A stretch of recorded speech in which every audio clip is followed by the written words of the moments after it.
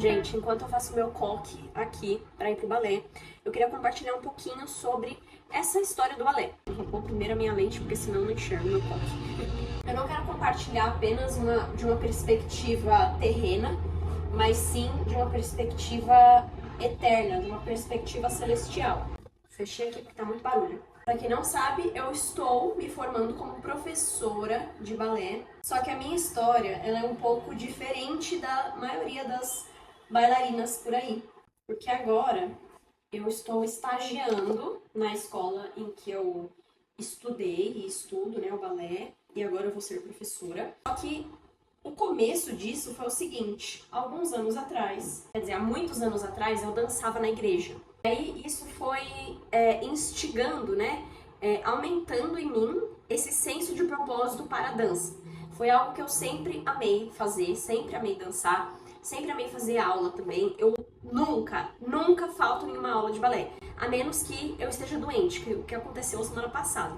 Eu deixei de ir, tipo, 2 ou 3 aulas e parece que, tipo assim, faz uma eternidade que eu não faço. Então, pra você ver o meu nível de comprometimento com a dança que eu tenho, sabe? De amor, de paixão e de entrega mesmo. Eu encontrei essa escola de dança que eu estou hoje, pela internet, e fui fazer minha aula. Não gostei desse coque. Vai de novo.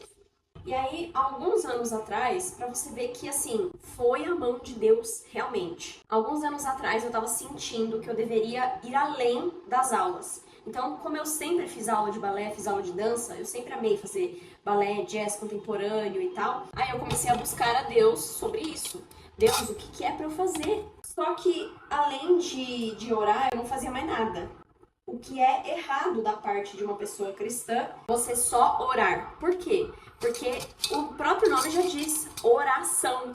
Então é orar e ter uma ação. Então eu ficava esperando assim uma resposta, sendo que eu precisava dar um passo de fé. Foi quando eu decidi dar esse passo de fé, aí eu pensei com a minha cabeça, beleza. Então se eu quero ir além com a dança, eu não quero só fazer aula, então eu preciso me especializar. Né? Eu preciso me formar, talvez, em balé. E aí, depois da minha formação, eu vejo o que eu vou fazer da minha vida, né? Se o Espírito Santo falar alguma coisa, eu faço. Aí, beleza. Aí lá vai eu procurar uma escola de formação, porque até então a escola que eu estava não era uma escola de formação. Ela só dava realmente balé adulto, mas não era para realmente me formar e me especializar nisso. Eu fui fazer uma aula experimental em uma escola de formação de balé mesmo.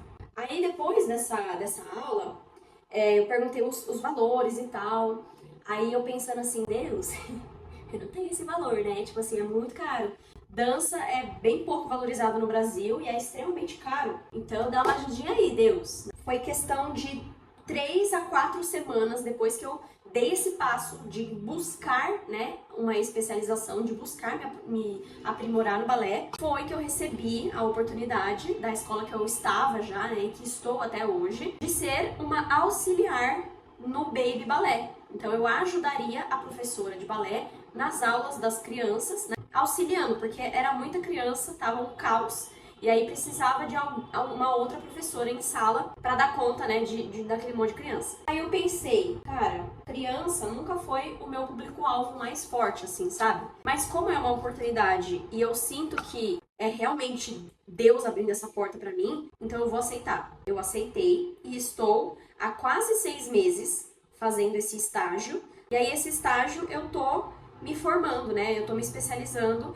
estudando, né, para eu pegar as minhas turmas em breve. Então hoje, por exemplo, hoje é segunda-feira, eu vou dar, acho que é a minha terceira ou quarta aula que eu dou sozinha.